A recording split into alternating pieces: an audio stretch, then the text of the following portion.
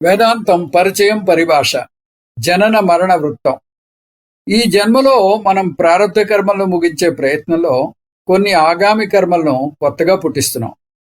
ఈ జీవితం ముగించేసరికి ప్రారబ్ధ కర్మ ముగిసిపోతుంది.